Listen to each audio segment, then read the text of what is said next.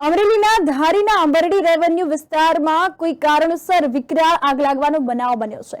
અવારનવાર આગ લાગવાના બનાવોમાં સતત વધારો થઈ રહ્યો છે। આગ લાગતા જ આસપાસ ખેડૂતો દ્વારા આગને કાબૂમાં લેવાનો પ્રયાસ કરવામાં આવ્યો હતો અને પાણીનો છંટકાવ કરવામાં આવ્યો હતો। દ્રશ્યમાં આપ જોઈ રહ્યા છો કે આગે ખૂબ વિકરાળ સ્વરૂપ ધારણ કર્યું છે। આ આગ વિકરાળ બનતા ખેડૂત અશ્વિન બાંભણિયા દ્વારા તંત્રની જાણ કરવામાં આવી હતી। તો આંબરડી મોદર વિસ્તારમાં વન્ય પ્રાણી કરે છે વસવાટ તેવું પણ અહીં જાણવા મળે છે। દ્રશ્યોમાં સામે આવ્યું છે, આપ દ્રશ્યોમાં જોઈ રહ્યા છો કે આગે વિકરાળ સ્વરૂપ ધારણ કર્યું છે। આ અંતર્ગત જો વાત કરવામાં આવે તો ખેડૂતોને પણ આ બાબતે ભારે નુકસાન થઈ શકે છે અને આગના ધુમાડાના ગોટે ગોટા જે છે તે આકાશમાં જોવા મળી રહ્યા છે। અમરેલી ધારીના આંબરડી રેવન્યુ વિસ્તારમાં આ વિકરાળ આગ લાગવાનો બનાવ બન્યો હતો। તો આગ લાગતા આસપાસના ખેડૂતો દ્વારા આગને કાબૂમાં લેવામાં આવી હતી અને પાણીનો છંટકાવ કરવામાં આવ્યો હતો। તો દ્રશ્યોમાં આપ જોઈ રહ્યા છો આસપાસ ખેતરનો વિસ્તાર આવેલો છે। તો આ રેવન્યુ વિસ્તારમાં આગ લાગતા ખેડૂતોને પણ ભારે નુકસાન થઈ શકે છે તથા વનસ્પતિ જે છે જે છોડ વાવેલ છે તેને નુકસાન થઈ શકે છે। આગના ધુમાડાના ગોટે ગોટા